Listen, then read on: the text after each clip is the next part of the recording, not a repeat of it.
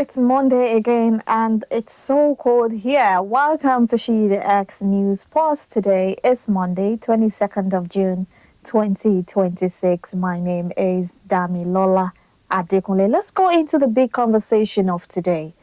People are tired of insecurity and they want to protect their loved ones and their community. But how can they protect their loved ones and their community without crossing the line or taking laws into their own hands? I know that people are afraid. Farmers are worried of going to their farms. Travelers are worried of being kidnapped. Also, communities are worried about attack. Apart from being afraid and worrying here and there, people are also frustrated. And people also know that the security forces have stretched themselves, they are trying and all of that. And now people are worried about kidnapping, banditry attacks, and even armed robbery. In the middle of all of this, I can see danger. Yeah, let me explain. When people are afraid, worried, frustrated, tired, and hungry, and they want to protect their loved ones and families, they may tend to take laws into their own hands. And by taking laws into their own hands, what exactly am I talking about? I'm going to give you examples. For example, beating suspects without evidence. You and I have seen how people beat up suspects without evidence.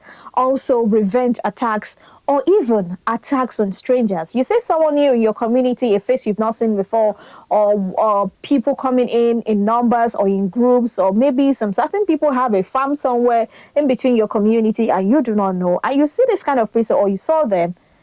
I want you to picture what you can do. And this is a big danger.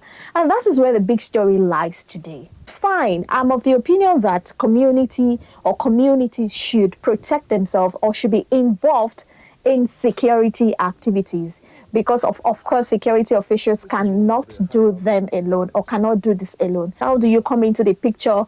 By assisting the security agencies, by see if you see something, by saying something, sharing information, by being vigilant. I feel like that's the best way to do this. But now that people are saying they want to protect, and when people say they want to protect, what they actually meant is picking up strangers. You see someone that acts like the bandits or a kidnapper, you pick them up, you take laws into your own hands, or maybe you organize a mob attack on such person. So to talk more on this, I have Comrade Kunle Shodipo. He is a public affairs analyst and security strategist. Good morning, Comrade Shodipo.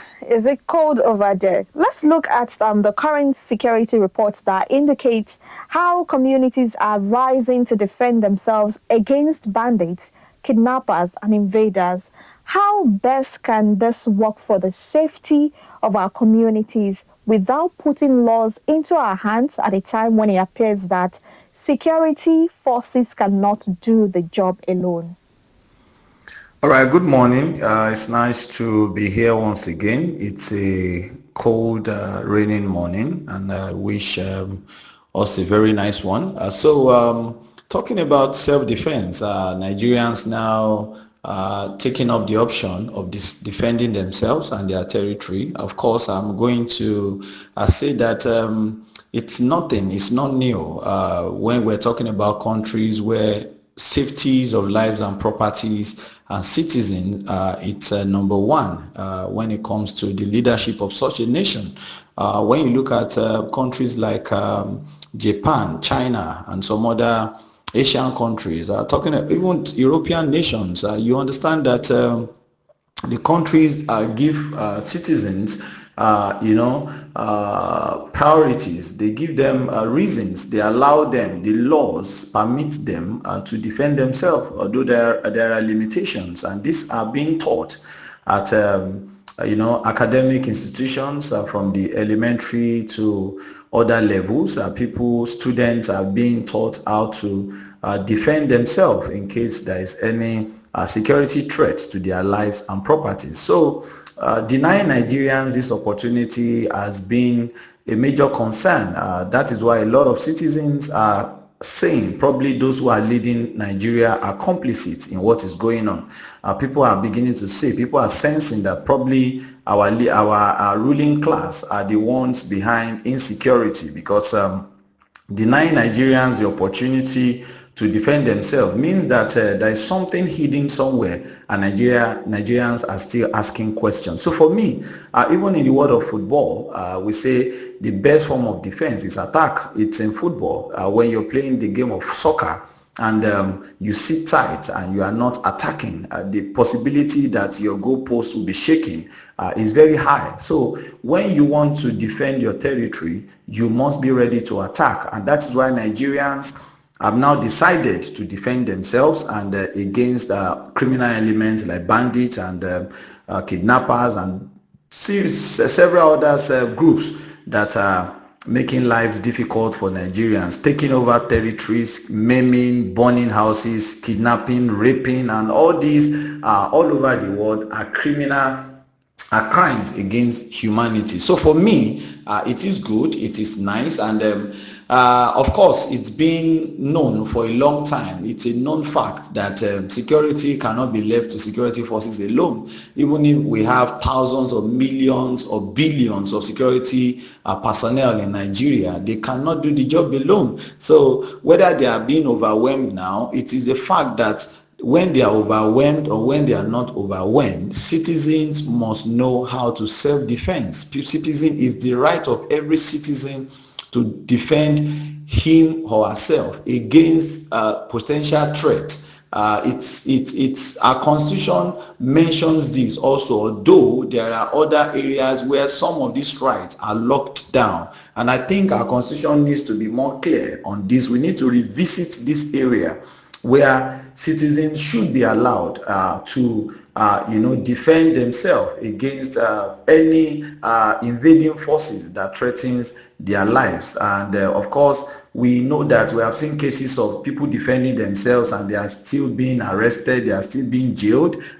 This speaks volume. This is why people don't no longer trust the leadership of this nation, and that is why they are beginning to ask for their rights, that they should be able to self-defense. So for me, it is time that Nigeria must wake up, give the citizen the necessary support, the necessary orientation, while we also put limitations to prevent jungle justices and other overdue. Of course, we know that people, once given a chance, can take 3-4 chances. So that's why we need to work on our laws. Let our laws be clear. Let our laws be very, very solid. And let us work on our orientation. Let Nigerians be orientated.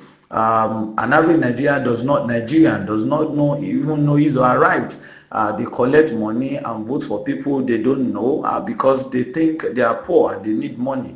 Orientation would have settled this, and that's where our national orientation agencies needs to do more. And in this regard, I want to say thank you very much for having me on this program. My name is Comrade Kunle Shodipo. It's nice to be here. Let Nigerians self-defense themselves. I agree to that. Thank you so much, Comrade. That was such an insight. Moving on the program, let's look at the stories we have this morning, or the dailies this morning, and see headlines making waves. I have the Punch newspaper, and on page 2 of the Punch, retirement bombshell, 5 DCGs to lead 1,516 officers out of customs. That story is on page 2. To get detail, pick a copy of that newspaper. Away from that, let's look at the Daily Trust. Taji's new appearance sparks concern. That story is on pages 4 and 5 of Daily Trust. From the Vanguard newspaper this morning, troops block escape route as terrorists reduce demands. That story is on page 30 of the newspaper. And lastly this morning, Tinubu, Oyebanji's re-election clear vote of confidence in continuity, stability, development. And that's all we can take this morning on Sheed X News Pulse. What do you think about this? What do you think about what the comrade talked about securing and protecting your loved ones the right way? My name is Damilola Adekule. Have a lovely day. Thank you.